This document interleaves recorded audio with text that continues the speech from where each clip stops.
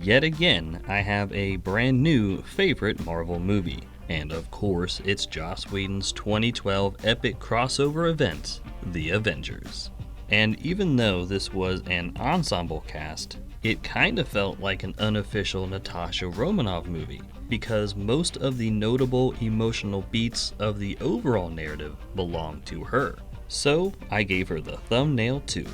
Phase 1 is now complete, and the Phase 2 breakdowns can be found every 3 videos as I whittle down the franchise. The timestamps for every sequence can be found in the comment section for your viewing pleasure. Now, let's begin. We start as always with a focus on our protagonist, specifically their personality, their inner conflict, and their situation. Loki steals the Tesseract during an opening that shows off the ensemble dynamic of the past 5 movies. Nat performs her job from an underdog angle, handy for a superhero first responder, then reveals her overall badassery, like the dark timeline version of Jackie Chan. Next, we examine where, why, and how our protagonists exist in their world, with a focus on why they don't quite fit in. Nat's overwhelming fear of Banner is exposed for everyone to see. The Council makes their general disapproval of the Avengers undeniable. Then Cap puts his general displeasure of his newfound situation on full display. Then a brief event happens, one that's never happened before. It's destined to lead all the characters away from their status quo. Tony creates a clean energy oasis in the middle of industrialized America, which leads us to examine the effect of that something new to the status quo, specifically what's different now and what remains the same. Coulson hands Tony, via Pepper, the Tesseract retrieval mission. Then he brings Cap to the new S.H.I.E.L.D. base, and Loki checks in with his benefactor, who promptly puts him in his place. We move along to the discovery that things are less than ideal, or else we explore how badly things are. Both scenarios are common. Banner remarks on the dangers of his condition to the safety of everyone in the aircraft. The Tesseract is nowhere to be found, which really sucks for Earth. And Evil Selvig makes progress, while Evil Barton adopts a new mission. Next, our characters dedicate their effort to a specified goal, and this is always narrower in scope than what the third act will demand. The entire S.H.I.E.L.D. division plays a role in hunting the Tesseract. Then Barton steals the missing ingredient to open an interdimensional portal, while Loki provides his villain monologue on the subjugation of all human beings. Then we run through a brief checklist of the main story elements that we can expect during this journey. Action scenes with a specific Marvel flair, the Avengers working in tandem, personality conflicts and ego trips, and of course, Loki's agenda and emotional wounds. Which brings us to the brief event that launches our characters into the wild jungle of the second act. It's also called the oh shit moment. Tony and Thor square up, neither one willing nor able to back down from the other. Oh shit. We follow our characters as they discover the new rules and expectations of their journey. These are always distinct to the narrative at play. Superpowers can complement one another, like Thor overcharging Tony's suit. Then Cap flexes his leadership and mediation skills, and Loki's imprisonment demonstrates that even gods have limitations to their powers. Next, our characters showcase their ability to grow and progress, and this is typically an external or physical beat rather than internal or emotional. We attend a superhero meeting with most of the Avengers, who even manage to make friends, as Banner and Tony become instant besties, and the power duo make quick progress on locating the Tesseract. Then our characters face legitimate and understandable reasons to deviate from their stated convictions, agendas, or desires. Banner and Tony sniff out a conspiracy with Nick Fury in the middle, which leads Cap to investigate the concerns of his team. Then Tony encourages Banner to find a new outlook beyond his cursed mentality. We endure the anxiety as our characters face an escalation of problems and complications. The meteorite propels Selvig closer to the portal. Fury pushes Thor to ramp up his brutality when needed, while Loki appears to reverse the interrogation on Nat. Then Hill detects Tony's hacking of the S.H.I.E.L.D. mainframe, and Cap finds Hydra weapons on board the aircraft. Next, our characters evolve internally or emotionally, and they do this by using elements of the plot or story, which they've gathered and learned so far. Nat leverages her real-life fears to out-trick the trickster and score intel. Cap bears his anger and disgust, revealing the weapons Fury intends to power up again. Then emotions and egos devolve the Avengers into dysfunction. Then our journey-weary characters come to terms with their ongoing struggles. Moments and elements of the first act are used to gauge their progress. The Act 1 whereabouts of the Tesseract are uncovered, finally providing actionable intel. The Act 1 destruction of the S.H.I.E.L.D. base is revisited as their aircraft is attacked.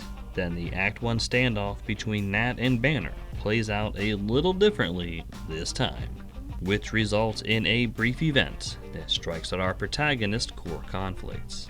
The Avengers cannot escape being their true selves, which is made clear as Banner finally loses control and turns into the Hulk, and there's no turning back from here. We receive needed answers alongside our characters, which relate to both their external journeys and their internal conflicts. Cap and Tony work in perfect tandem to repair the aircraft, while Thor saves Nat and Hill saves Fury, and the benefits of teamwork are undeniable.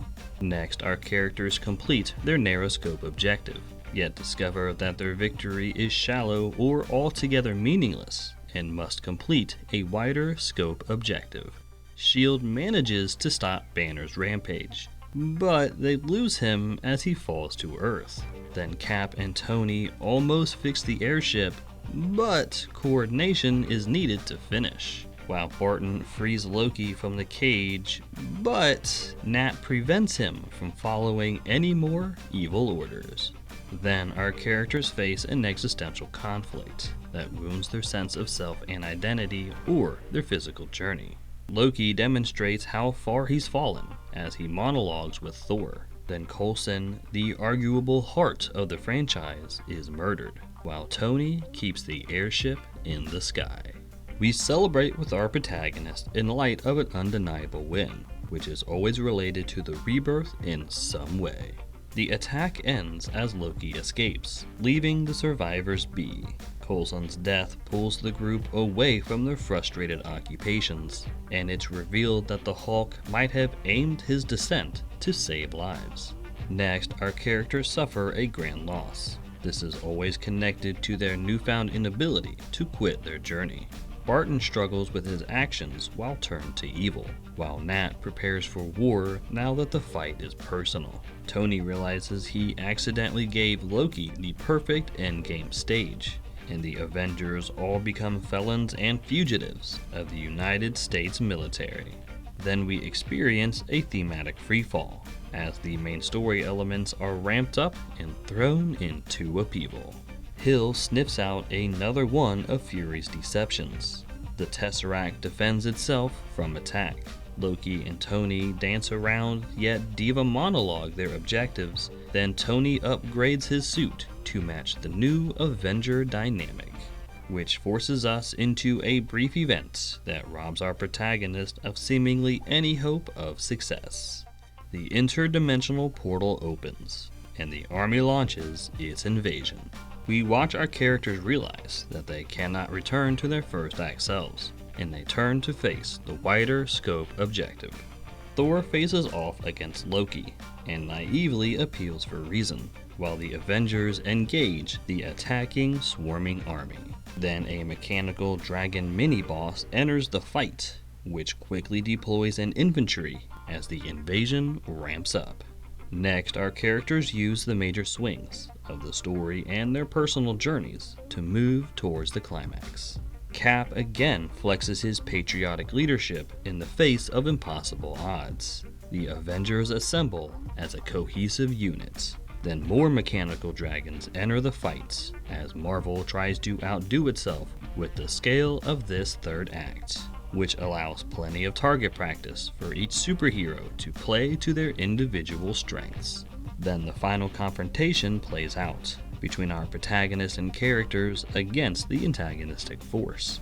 Nat makes a play for the portal to cut off the invasion at the source. Banner neutralizes Loki and allows the Avengers to narrow their focus. The Council launches a nuke to prevent the battle from spreading. Then Tony redirects it to cut off the invasion from the other side, which culminates in a brief moment where our protagonist finally, and oftentimes metaphorically, overcomes their place in the Act 1 status quo.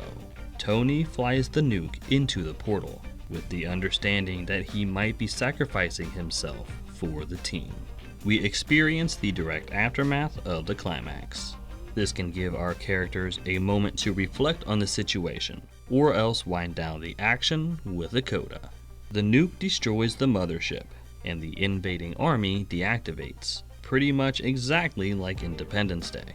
Then Banner saves Tony's life and gently wakes him from a slumber. Next, we touch base with additional characters, typically to contrast them against the new status quo. The Avengers apprehend Loki, ending his fantasy of superiority, during this movie anyway. Then the world reacts, both in relief to the victory and in fear of what was just opened with this new can of worms. Then we conclude with a tight focus on our protagonist, specifically to contrast them against how we met them at the opening. The Avengers enjoy their hard-fought win and their personal victories, before scattering to the wind again, while Fury defends the invaluable nature of his team to the doubtful Council.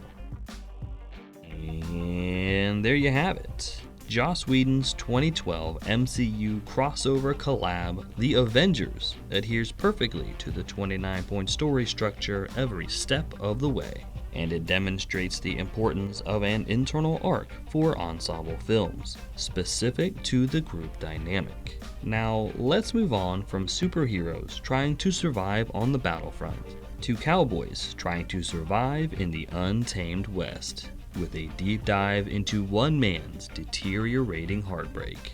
Join me next time for Jane Campion's 2021 jaw-dropping Western drama, The Power of the Dog. As always, thank you so much for your time. Please like and subscribe if you enjoy this content, and consider commenting on and sharing this video to help the channel find its audience. Take care of yourselves out there, and I'll talk at you next time.